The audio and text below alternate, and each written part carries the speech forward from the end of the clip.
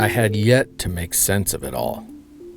How could there be this many bulls sticking together this late in September? All I could do was lay my faith in the hope that for this final trip in, the dam would burst and bulls would be screaming for cows.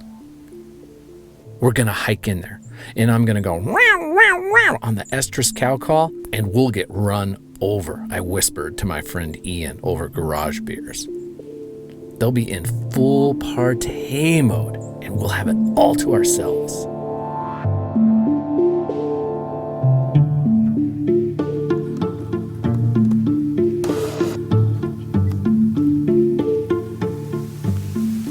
Just like my opening weekend here in Nirvana, we encountered rain. Rain and more rain.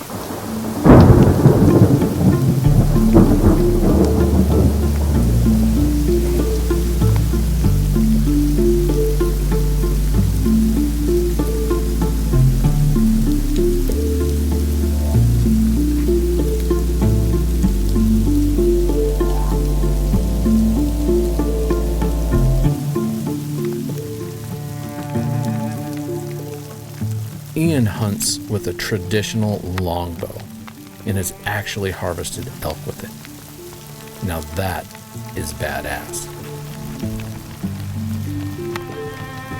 So here we were, the last week of September 2014, enjoying glorious solitude in this hauntingly beautiful outpost, an absolute sanctuary for elk. Bull elk, as in all bull elk, and only bull elk. I'd yet to see a single cow. The bulls were still there, but we'd yet to hear a single bugle.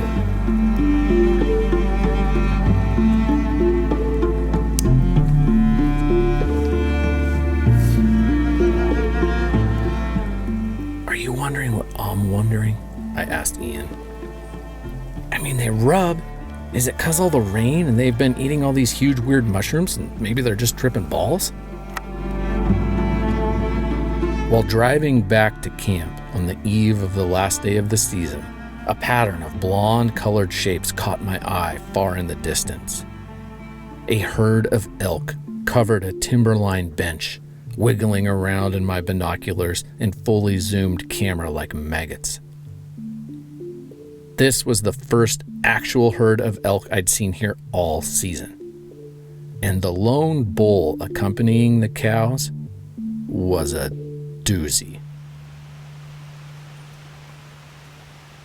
We awoke to yet another soggy morning. Far from ideal, we did not have a rain day in the schedule, as this was the last day of the season.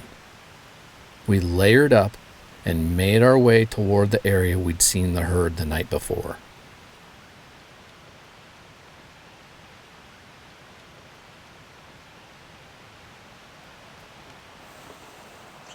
I embraced along the way that there is more to elk hunting than just killing them.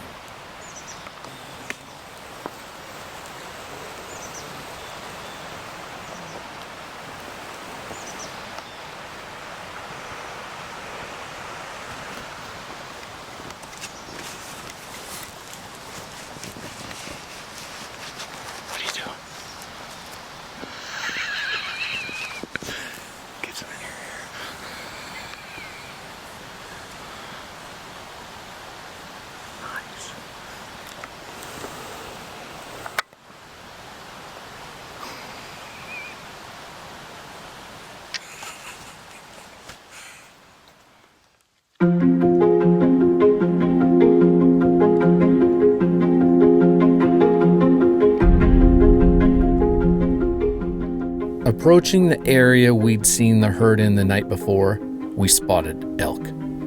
Hell yeah, more cows, I rejoiced. We hit the bench and peered through the cover to admire dozens of elk mingling ahead of us, including several mature bulls. Any elk was a shooter for both of us at this point. Ian sat up in a cluster of mountain mahogany while I rolled off the edge of the bench to begin a calling sequence that I hoped would pull any of the elk from the perimeter of the herd and into range of Ian's wooden bow.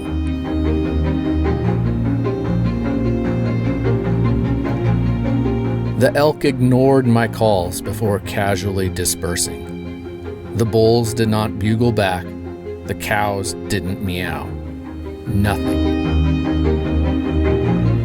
This was something I'd reluctantly accept from heavily pressured call-shy elk, but not from here in Nirvana on September 30th to boot. An eternal optimist, Ian looked right past the lousy outcome to spot a matched set of moose sheds in the brush next to him.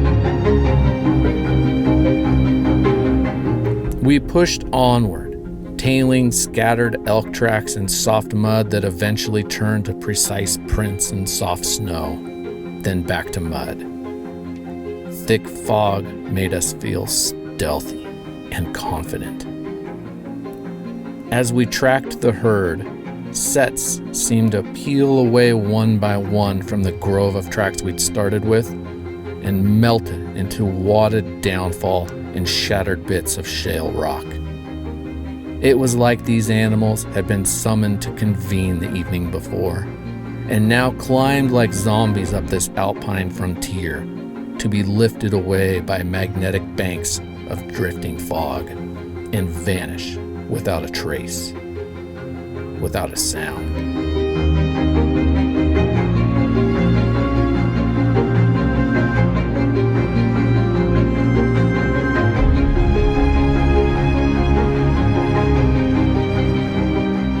Ian's positive vibe and attitude no doubt tempered the frustration I felt in accepting my 10th straight season of empty archery hands.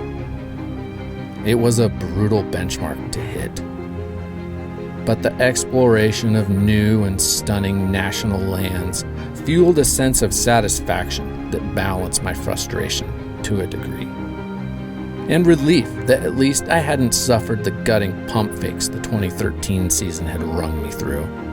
This was just a straight blank. So that was nice. I let the 2014 season roll off my back with perhaps a bit more grace, maybe even a small sense of victory.